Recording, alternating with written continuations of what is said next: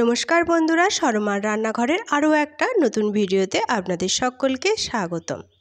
আজকে আমি কোনো রান্নার ভিডিও নিয়ে আসিনি, নিয়ে এসেছি খুবই উপকারী একটা ভিডিও নিয়ে। এই বর্ষার সময়ে আমাদের প্রত্যেকের বাড়িতে প্রচুর মশা হয়, তাই কিভাবে একদম ঘরোয়া উপকরণ দিয়ে কোনো রকম কেমিক্যাল ছাড়া পুরো বাড়িকে মশামুক্ত করবেন সেই ভিডিওই শেয়ার করব আজকে আপনাদের সঙ্গে। তাহলে চলুন শুরু করে ফেলি আমাদের আজকের ভিডিও।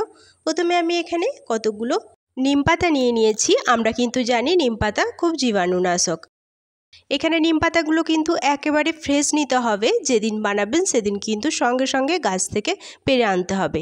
এর সাথে আমি নিয়েছি কয়েক কোয়া রসুন, মোটামুটি 5 থেকে 6টা আমি রসুনের কোয়া নিয়েছি, দিয়ে ভালো করে রসুনের কোয়াগুলোকে ছাড়িয়ে নিয়েছি। এরপর আমি এখানে একটা চপার বোর্ড নিয়ে নিয়েছি। এই বোর্ডের ওপর এরপর আমি রসুনগুলোকে কুচি করে নেব। তার জন্য রসুনগুলো আমি চপার বোর্ডের মধ্যে দিয়ে দিয়েছি। এরপর ছুরির সাহায্যে এগুলো একদম ছোট্ট ছোট্ট করে কেটে নেব। আমি এখানে ছুরির সাহায্যে রসুনগুলোকে কেটে নিচ্ছি। আপনারা যদি চান তাহলে হামালদিস্তা বা সিলেতে এটা থেতেও করে নিতে পারেন। তবে রসুনগুলো কিন্তু গোটা গোটা থাকলে হবে না, রসুনগুলোকে যতটা সম্ভব ছোট করে বা থেতো করে নিতে হবে, যেন রসুনটা খুব ভালো করে ভাজা যায়। আপনাদের যেভাবে সুবিধা আপনারা সেইভাবেই এটা করে নিতে পারেন। আমরা বাড়িতে মশা তাড়ানোর জন্য অনেক সময় কয়েল বা অল আউট ব্যবহার করি, কিন্তু এই অল আউটে বা কয়েলে অনেক রকম কেমিক্যাল দেয়া থাকে, তার জন্য অনেক রকম শরীরের প্রবলেম হয়, অনেকে শ্বাসকষ্ট হয়, এছাড়াও চোখ জ্বালাও করে। তবে এইভাবে নিম তেল তৈরি করলে এটা কিন্তু শরীরের কোনো ক্ষতি করে না। দেখুন কথায় কথায় আমার এখানে রসুনগুলো কিন্তু ছোট ছোট করে কাটা হয়ে গেছে। এরপর আমি যে নিম পাতাগুলো নিয়েছি সেই নিম পাতাগুলো থেকেও কিছু নিম পাতা আমি ছোট ছোট টুকরো করে নেব, যদিও এতগুলো নিম পাতা আমার লাগবে না। এখান থেকে অল্প কিছু নিম পাতা নিয়ে আমি এইভাবে হাতে করে ছোট ছোট টুকরো করে নিচ্ছি। আমি এখানে হাতে করে ছোট ছোট টুকরো করে নিচ্ছি। আপনারা যদি চান তাহলে এটা ছুরিতেও কেটে নিতে পারেন ছোট ছোট করে। আমি এখানে মোটামুটি 3 থেকে 4টে নিম পাতা নিয়ে এইভাবে ছোট ছোট টুকরো করে নিয়েছি। এই নিম পাতার উপকারিতা আমরা তো সকলেই জানি, নিম পাতা কিন্তু খুব উপকারে লাগে আমাদের। দেখুন এখানে আমার সবগুলো নিম পাতা ছোট ছোট করে কুচি করা হয়ে গেছে। এরপর যাই পরবর্তী স্টেপে। এরপর আমি চলে এলাম ওভেনে। ওভেনটা আমি জ্বালিয়ে নিচ্ছি। জ্বালিয়ে আমি আঁচটা লো করে দিয়েছি। এরপর এর মধ্যে আমি একটা তড়কা প্যান বসিয়ে দিয়েছি। আমি এখানে তড়কা প্যান নিয়েছি, আপনারা যে কোনো স্টিলের বা অ্যালুমিনিয়ামের পাত্রতেও করে নিতে পারেন। এরপর এর মধ্যে দিয়ে দিচ্ছি কিছুটা সর্ষের তেল। আমি এখানে অল্প পরিমাণে করছি, তাই অল্প পরিমাণ তেল দিচ্ছি। আর এখানে কিন্তু অবশ্যই সর্ষের তেলটা ব্যবহার করতে হবে। এরপর তেলটা আমি ভালো করে গরম করে নেব। এই পুরো প্রসেসটা করার সময় আঁচটা কিন্তু একেবারে লোতেই থাকবে। দেখুন তেলটা গরম হয়ে গেছে। এর মধ্যে আমি প্রথমে দিয়ে দিচ্ছি কুচি করা রসুনটা। রসুনের পর এর মধ্যে আমি দিয়ে দিচ্ছি যে আমি নিম পাতাগুলো কুচি করে রেখেছিলাম সেই নিম পাতাগুলো। এরপর নেড়েচেড়ে আমি এই দুটো উপকরণ খুব ভালো করে ভেজে নেব। তেলের মধ্যে যেই রসুন আর নিম পাতা দিয়ে এটা ফুটতে শুরু করবে, দেখবেন একটা ঝাঁঝ উঠবে। এই ঝাঁঝেতেই কিন্তু মশা বাড়ি থেকে চলে যাবে। এখন এটা থেকে একটা সুন্দর ঝাঁঝালো গন্ধ বেরোচ্ছে। সর্ষের তেলের মধ্যে এই দুটো উপকরণ দেওয়ার ফলে এই ঝাঁঝালো গন্ধটা কিন্তু আসছে। এই রসুন আর নিম পাতা কিন্তু খুব ভালো করে ভেজে নেব।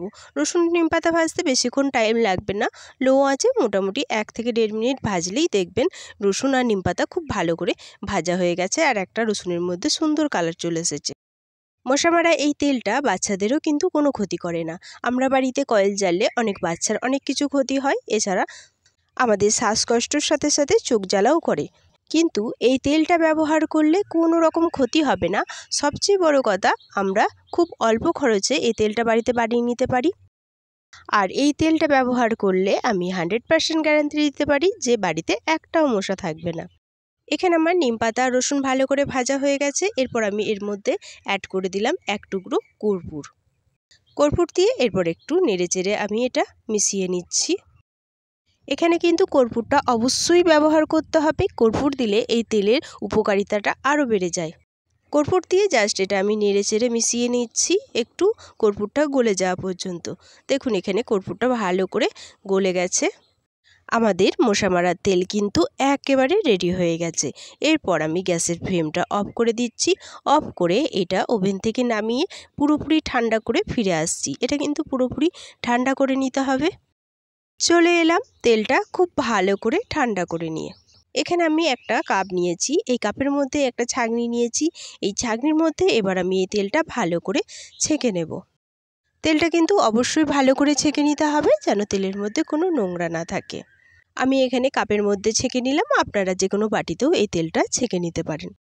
ছাঁকনির মধ্যে সমস্ত তেলটা আমি ঢেলে দিয়েছি। এরপর একটা চামচ দিয়ে এইভাবে উপর থেকে চাপ দিয়ে দেব, যাতে পাতার মধ্যে যে অবশিষ্ট তেলটা আছে সেটাও যেন পড়ে যায় ভালো করে।